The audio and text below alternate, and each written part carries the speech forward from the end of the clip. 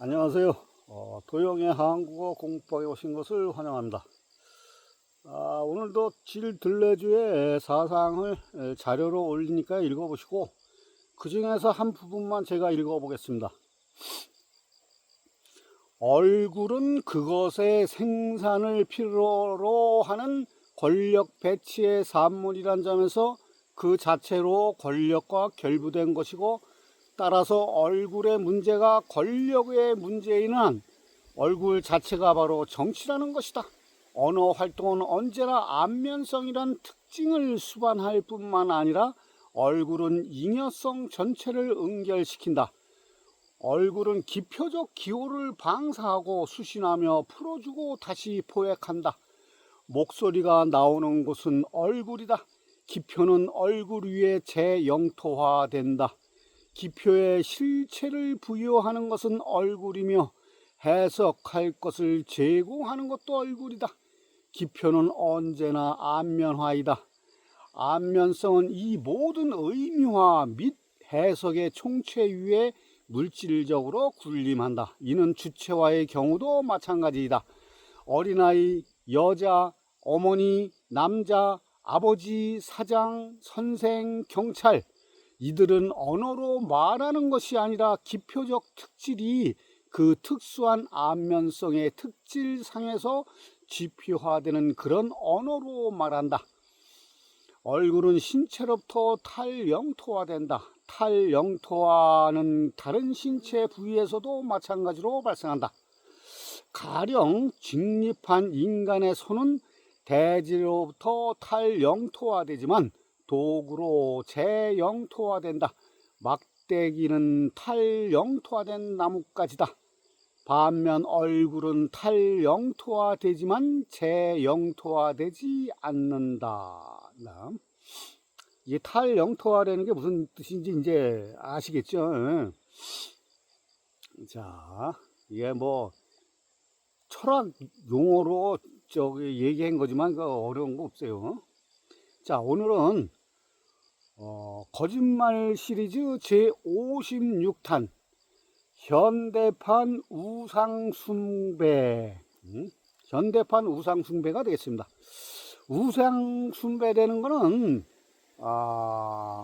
눈에 보이지 않는 초월적 존재를 눈에 보이는 형상으로 고정시키려는 인간의 욕망이다 라고, 이건 이제 뭐 사전적인 의미고요. 우상숭배의 기원을 보면은 인류학적으로 첫 번째는 가시화의 욕구라는 게 있어요. 가시화의 욕구, 이건 심리적 기원인데요.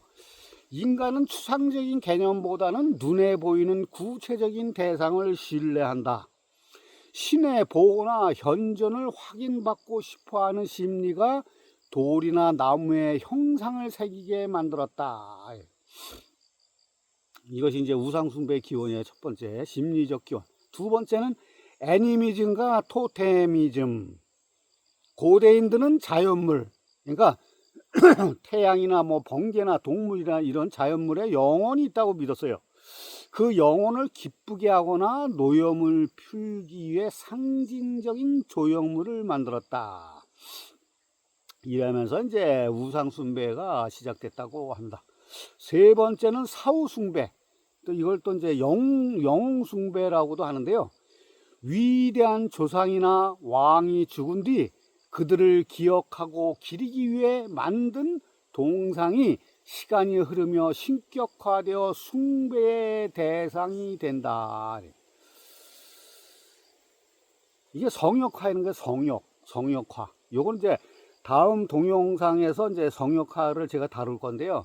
성역화가 이제 우상숭배의 한 종류의 한 예의 예.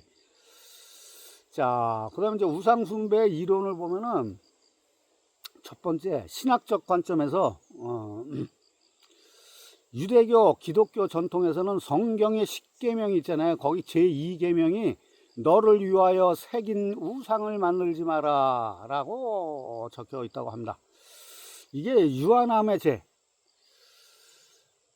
무한한 신을 인간이 만든 유한한 물질 안에 가두려 하는 행위를 신에 대한 모독이자 오만으로 간주했다 그래. 근데 현대 철학은 그게 아니. 현대 철학은 유한함, 인간의 유한함이기 때문에 인생의 의미가 있다고 그래. 그래 현대 철학자들은 그렇게 얘기해. 인생이라든지 인간이라든지 죽음이라든지 이런 것이 유한하기 때문에 의미를 갖는 거다 이게. 응? 그러면서 수단이 목적이 된다. 신에게 다가가기 위한 도구였던 형상이 어느덧 신 그 자체로 숭배받는 전도 현상을 경계한 겁니다. 이게 파베르의 역설도 똑같은 거죠. 두 번째, 인식론적 관점. 잉글랜드 철학자 프랜시스 베이컨, 유명하신 분이죠. 지식은 힘이다 하신 분. 베이컨의 4대 우상이 있어. 이 양반이 우상 이론을 폈는데, 우상에는 4가지 종류가 있다고 그래요. 그러면서 이제 종교적 우상을 넘어 지적 편견을 우상으로 봤다. 인간의 지성이 진리에 도달하지 못하게 가로막는 편견이다. 우상을 타파해야만 자연을 있는 그대로 관찰할 수 있다.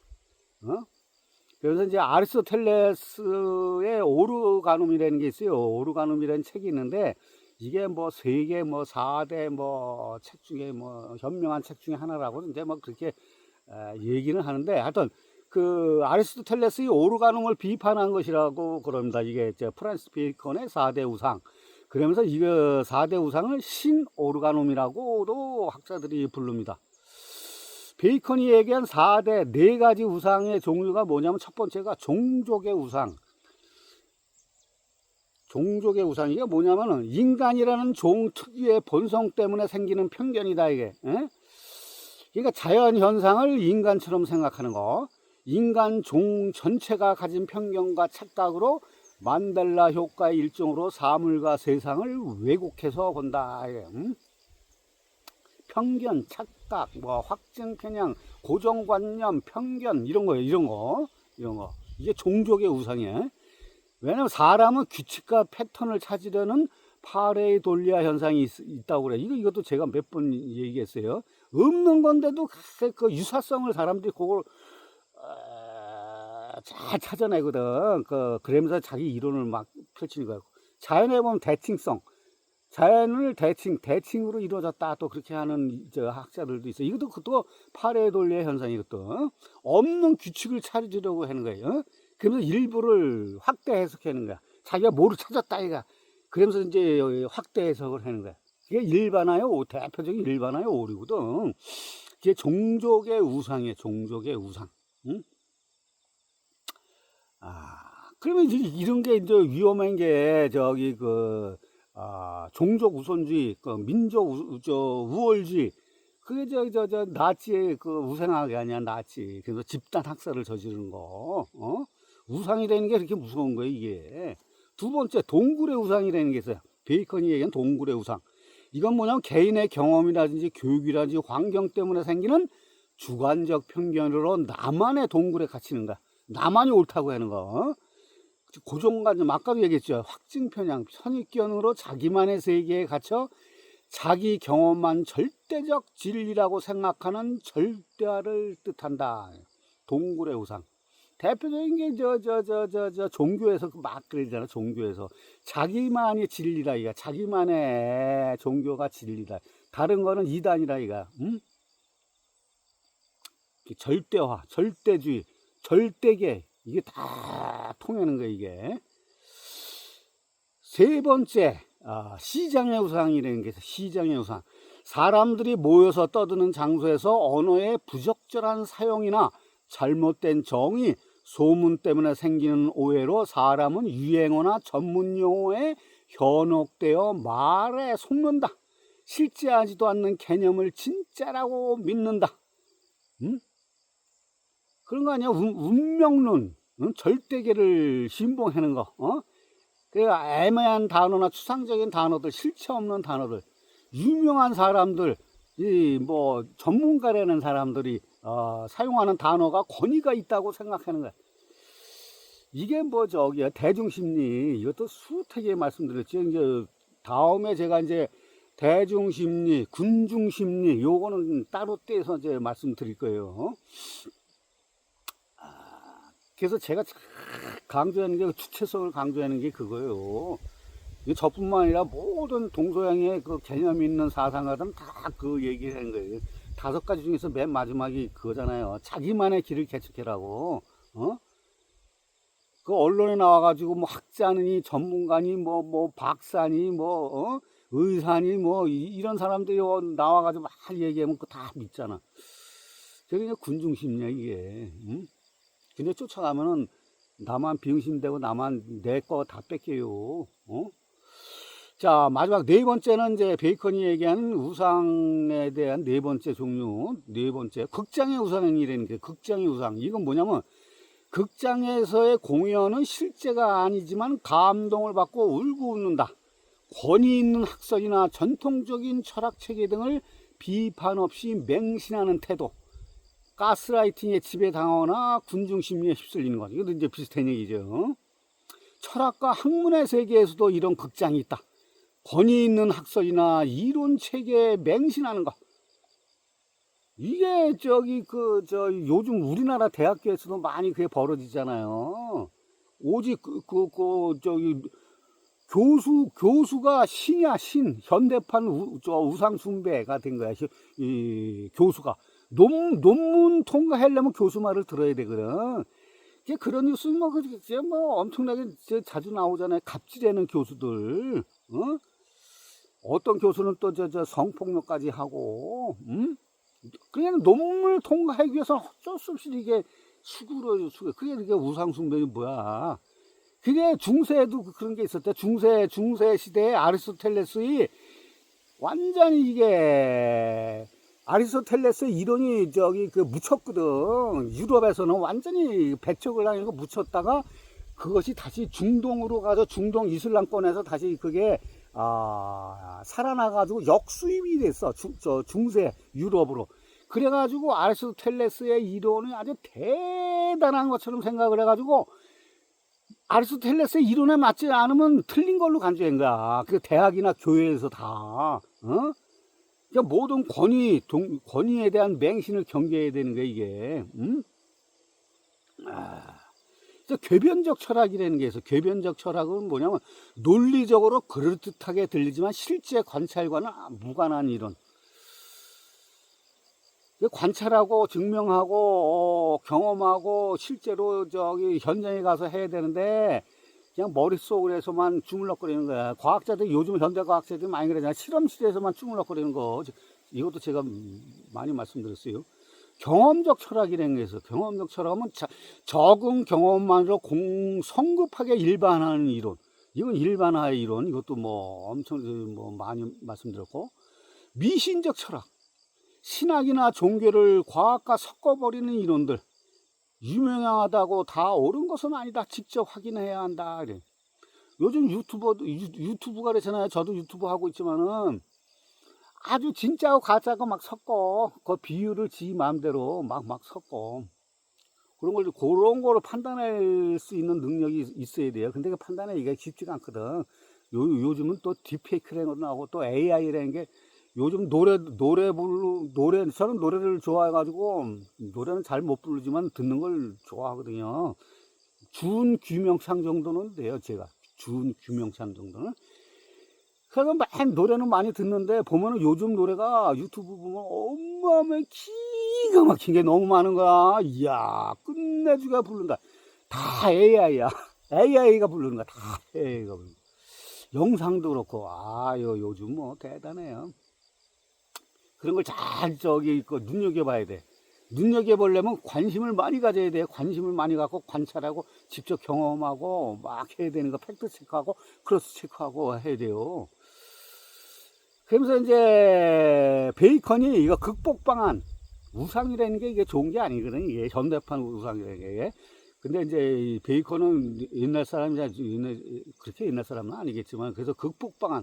이 양반이 오래전에 말씀하셨는데, 그래도 이게 우리가 살고 있는 21세기도 다 적용이 되는 거예요. 그래서 제가 말씀드린 거예요. 이게 베이컨이 얘기한 극복 방안은 뭐냐면, 기존의 연역법보다는 균합법적인 관찰에서 균합법 지금 관찰에 조금씩 일반 원리로 증명해야 된다. 이게 연역법이라는 건 뭐냐면 큰 거에서부터 작은 것을 증명하는 건데, 균합법은 구체적인 거에서부터 일반 원리로 증명하는 거예요. 그러니까 연역법보다는 균합법으로 해야 된다. 이게 그러면서 균합법으로 오늘날의 과학적인 균합법이 오늘날의 과학적인 방법이다. 이게 그래서 자료를 모으라, 분류해라, 비교해라, 공통점과 차이점을 크로스 체크하고 팩트 체크하라, 그리고 실험하라, 가설을 세우고 확인하라, 조심스럽게 일반화하라, 성급하게 결론을 내리지 말라. 그러는 이게 이제 베이컨이 얘기하는 그 극복 방안입니다. 잘 생각해 보세요. 이게 아주 중요한 문제예요. 이게 우상숭배라는 게. 그 다음에 세 번째, 인류학적 관점. 인류학적 관점에서 이건 포이어바우의 소의 이론. 이것도 제가 몇 번 말씀드렸어요. 그러니까 쉽게 얘기해서 왕따 당하는 거. 우상숭배를 인간 본성의 투사로 보았다. 인간은 자신의 긍정적인 특성, 뭐 사랑이라든지 지혜라든지 힘 등을 자신에게서 분리해 외부의 신이라는 형상에 부여한다. 그렇게 되면 결국 인간이 만든 피조물, 우상이지. 신도 우상이야. 인간이 만든 거예요. 우상. 어려운 것도 아니고 괜히 겁먹을 필요도 없어요. 뭐 신성모도 겁먹을 필요 없었거나, 옛날이나 신성모도 해가지고 막 그랬거든. 그래서 영화에서도 그랬어요. 영화에서도 흥행이 안 되는 것 중에 하나가 신성모독을 하면은 흥행이 안 됐어. 근데 사실 제가 영화 할 때는 근데 사실 그런 면도 있었어요. 그런 면도 있는데 지금은 그런 시대가 지났거든. 신도 인간이 만든 우상인데, 그래서 결국 외부의 투사를, 신이라는 형상의 투사를 하게 되면은 인간이 만든 그 우상 피조물 앞에 인간이 무릎을 꿇게 되는 자기 소외 현상이 일어난다. 이가 포이어바우의 이론에 따르면은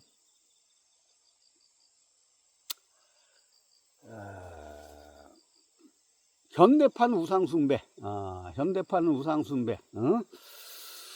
그런 옛날적인 그 이론이 있지만, 현대판의 우상숭배는 어떤 것이 있나?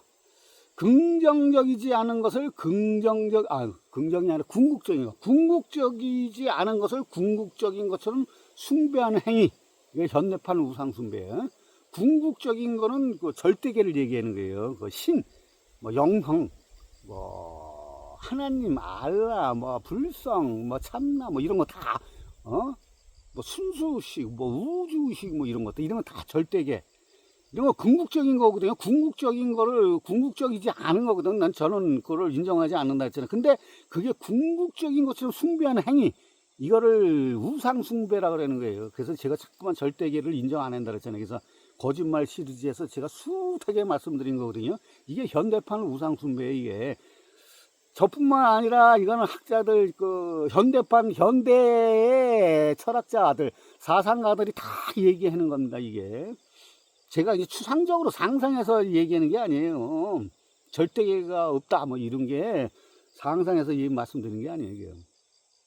첫 번째, 자본과 소비의 우상, 물신주의.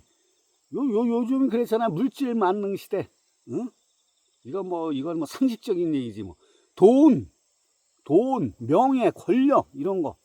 돈이 단순한 교환 수단을 넘어 인간의 가치를 결정하고 행복을 보장하는 전능한 신처럼 군림하는 현상. 요즘 다 그러잖아요. 그러면서 이제 사람들이 뭐라 그러는지 알아요? 뭐 죽을 때 우리가 돈 가져가. 그걸 그걸 막 그래. 그러면서 아주 돈에 그렇게 얘기하는 사람일수록 돈에 집착 현상이 어마어마하겠어요. 응? 그런 사람 남한테 밥 한 끼 안 사. 매일 얻어만 먹고. 하여튼 명품 브랜드가 정체성 증명한다고 믿는 거. 인간이 물건을 소유하는 것이 아니라 물건이 인간을 소유하는 전도 현상이 일어난다. 호모 파베레의 역설. 이것도 수태게 제가 말씀드렸죠. 핸드폰, 자동차, 아파트 이런 것들 완전히 거기에 지배당하는 거야. 명품, 거기에 지배당할 수밖에 없어요. 자기는 아니다 그러지. 자기는 아닌 게 아니에요. 두 번째, 기술과 데이터의 우상. 이건 기술 만능주의. 이건 요즘 21세기의 기술 만능주의, 데이터 만능주의. 이것도 제가 무척 많이 말씀드렸어요. 이것이 이제 몇 번 동영상 끝난 다음에 제가 이제 미국 트럼프 이해하기 위해서 이제 말씀드릴게요. 기술 만능주의. 빅테크 기업들, 실리콘밸리의 빅테크 기업들, 마가 세력들이 얘기하는 기술 공화국, 기술 만능주의입니다. 이게 요건 나중에 이제 언급할 거예요. 과학기술과 알고리즘이 모든 문제를 해결해 준다는 맹신. 요즘 그저 유튜브라든지 뭐 제미나이 챗 GPT에서 알고리즘 때문에 뭐 어마어마하게 난리잖아요.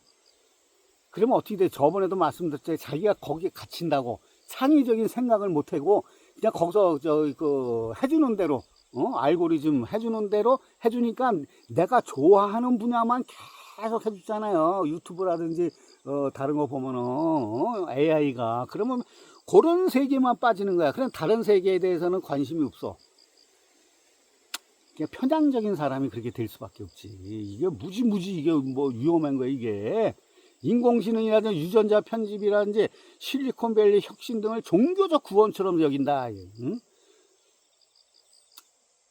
아까도 얘기했지만 자동차나 아파트, 전자제품, 스마트폰의 의존도가 너무너무 심한 거예요. 이게 기술적인 숭배, 현대판 우상 숭배 이게. 응?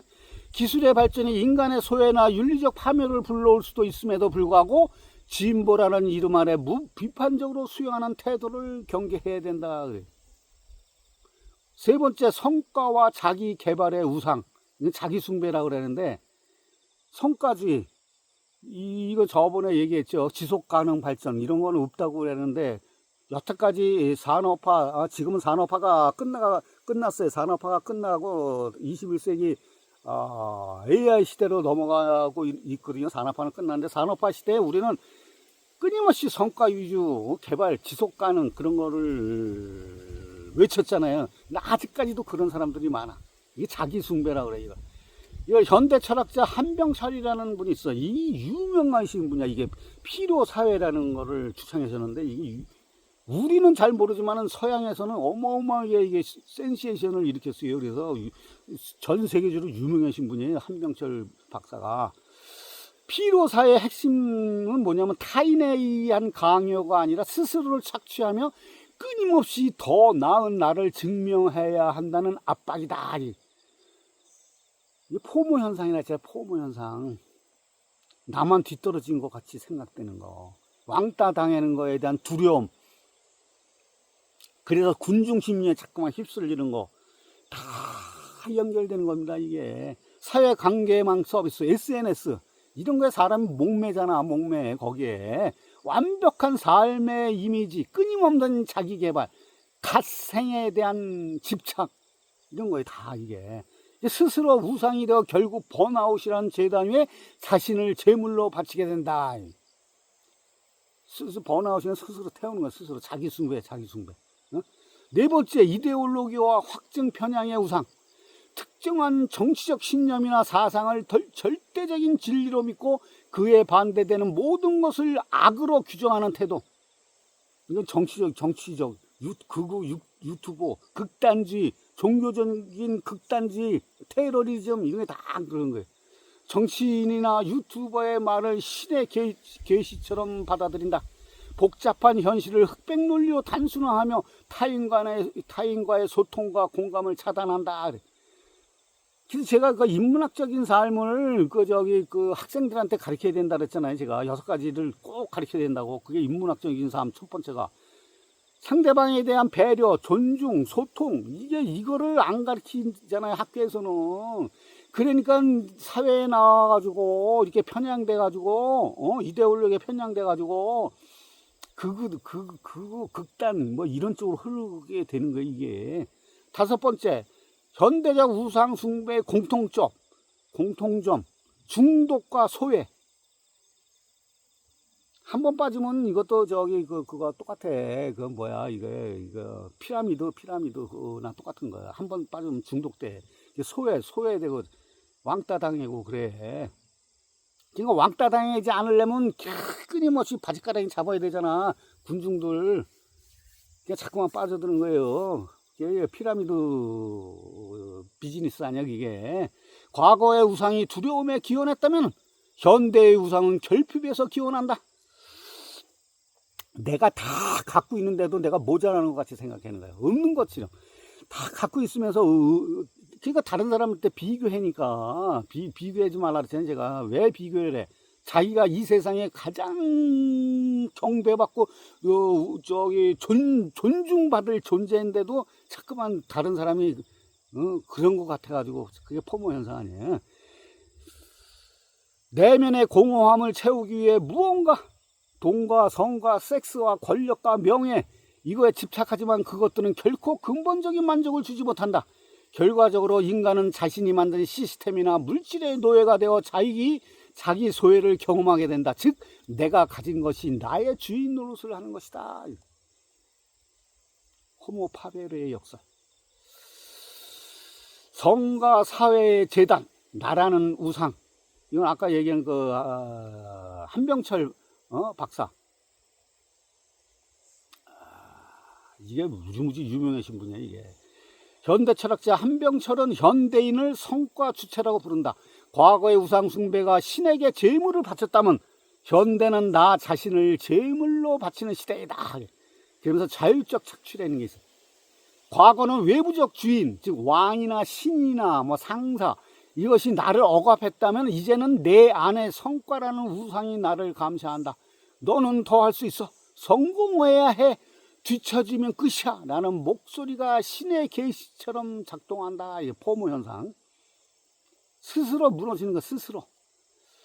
첫 번째 SN 사회관계망 서비스, SNS라는 성소, 인스타그램이나 유튜브, 틱톡, 이것은 현대의 성전이다.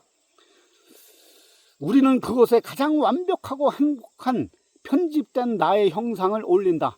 타인의 좋아요와 댓글, 구독은 그 우상에게 비춰지는 찬양과 같다. 지금 현상이 그렇잖아요. 지금 현상. 부작용, 번아웃. 우상은 결코 만족하지 않는다. 아무리 성과를 내도 더 나은 나라는 허상을 쫓다 보니 결국 영원히 타버리는 번아웃에 직면한다. 이는 현대판 자기 소외의 전향이다. 두 번째, 알고리즘, 현대에 보이지 않는 신.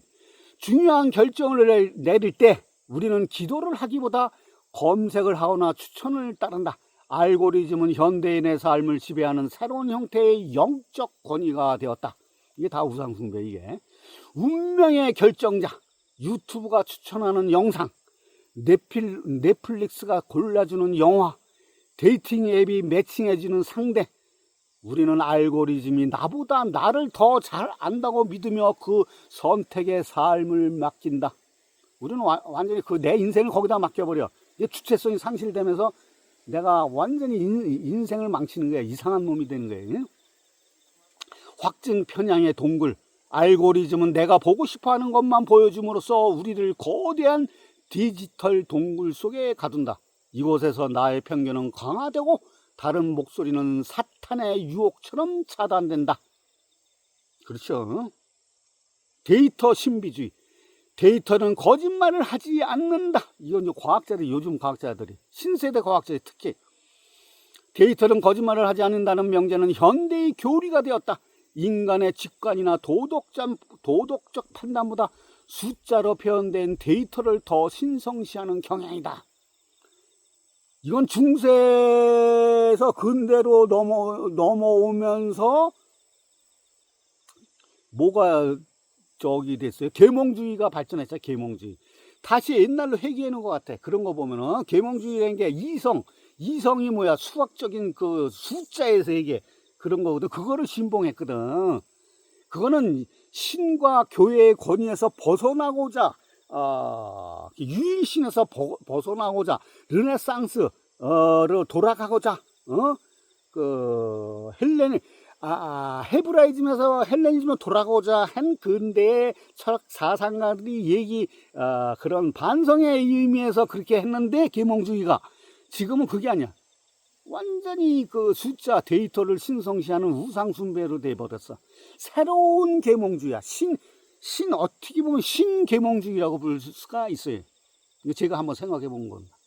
세 번째, 소비라는 성찬례. 마르크스가 말한 상품 물신주의는 현대에 와서 정점에 다다랐다. 마르크스도 그랬거든. 노동자가 자기가 생산한 그 상품을 소비를 못한다, 이가. 있는 놈들만 소비한다는 거지. 물질의 영성화. 이제 물질은 기능을 넘어 의미를 가진다. 특정 스마트폰을 쓰는 것은 스마트함을, 특정 차를 타는 것은 성공을 상징한다. 물건을 구매하는 행위가 단순한 소비가 아니라 그 물건이 상징하는 이데아에 접속하려는 종교적 의례와 비슷하다. 명품, 이게 명품 물신주의. 김건희 씨가 그랬잖아, 김건희 씨가. 결핍의 무한반복. 우상의 특징은 갈증을 해결해 주지 못한다. 새 모델이 나오면 이전의 우상은 즉시 쓰레기가 되고 우리는 새로운 우상을 향해 지갑을 연다. 저번에 제가 그랬잖아요. 이거 뭐야, 저기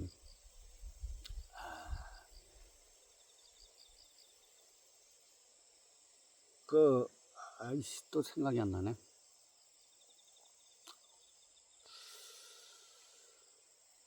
그 지속 가능한 거, 그 전통 영상, 전통 영상에서 끊임없이 그 기업체에서 끊임없이 반복적으로 빼먹으려고 하는, 그래서 일부러 그 핸드폰이라든지 자동차라든지 이런 거, 전자제품이라든지 수명을 단축신 거, 수명 단축해서 제가 말씀드렸죠, 이거. 이게 다 연결되는 겁니다. 그 외에도 아이돌의 문화적 현상에 대한 숭배, 기업가의 성공 신화에 대한 열망, 부모에 의한 태생적 세뇌, 사회 공동체의 완장 신화, 이게 다 현대판 우상 숭배. 이거에 대해서 제가 말씀드릴 게 많은데 벌써 시간이 다 됐네. 데이터 만능주의, 병원과 의사를 지나칠 정도로 우상시하여 신적인 존재가 되었다. 전통요법이나 대체의학, 민간요법 등 더 나은 방법을 있는데 그걸 도외시하고 무조건 맹신한다. 현대판 우상 숭배에서 벗어나는 방법, 이건 거룩한 무관심과 멈춤이라는 게 있어요. 우상 파괴, 내가 절대적으로 하고 믿는 가치, 이것이 사실은 내가 만든 허상임을 자각하는 거. 그 다음에 두 번째, 동굴 밖으로 나가기. 알고리즘이 정해진 길에서 벗어나 나와 다른 생각을 가진 사람을 직접 대면하고 불편함을 마주하는 용기. 세 번째, 존재의 회복. 무엇을 가졌는가 혹은 무엇을 해내는가가 아니라 나는 누구인가라는 본질적인 질문으로 돌아가기. 그 다음에 다섯 가지 공통점, 관심 갖기, 제가 말씀드린 거. 2003년도에 미국 콜로리아 대학교의 러프 벤하고 토마스 길로비치 미국 코넬대 교수가 얘기한 거예요. 소유보다 경험에 돈을 써야 행복하다. 물질 소비보다 경험 소비가 우선시돼야 만족한 삶을 살 수 있다. 이것으로 오늘은 마치겠습니다.